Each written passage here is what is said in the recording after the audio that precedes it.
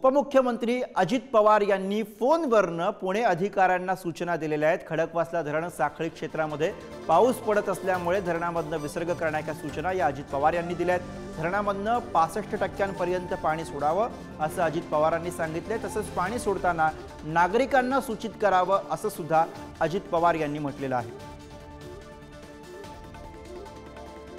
आणि याच विषयी आपण सविस्तर बोलूया। प्रतिनिधी जयकुमार जाधव सध्या आपल्या सोबत आहेत। जयकुमार, उपमुख्यमंत्री अजित पवार यांनी अधिकाऱ्यांना सूचना दिलेल्या आहेत, काय सविस्तर म्हणणं आहे अजित पवार यांचं?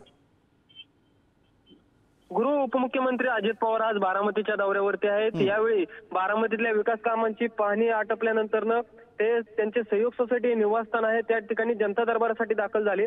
तिथे त्यांनी पदाधिकाऱ्यांना सूचना करण्यात आल्या की खडकवासला धरण 65% पर्यंत राहिलं पाहिजे। ज्या आज रात्री जर त्या क्षेत्रामध्ये जर पाऊस झाला तर या धरणातून परत पुन्हा जास्त पाणी सोडल्याने परत पुण्यामध्ये पूर येऊ शकतो। याच्यापूर्वी धरणामध्ये 65% पाणी रात्रीपर्यंत राहिलं पाहिजे अशा सूचना अजित पवारांकडून देण्यात आलेल्या आहेत। त्यामुळे आता कुठेतरी पूर्वदक्षता घेतली जात आहे अशा आपल्याला दिसत आहे आणि पुण्याला त्यांना देखील सूचना बरोबर मुख्यमंत्री उपमुख्यमंत्री दोघेही पुण्यामधली स्थिती नियंत्रणात आणण्यासाठी आता प्रशासनाला सूचना देताना दिसतात। धन्यवाद जयकुमार या सगळ्या सविस्तर माहितीसाठी।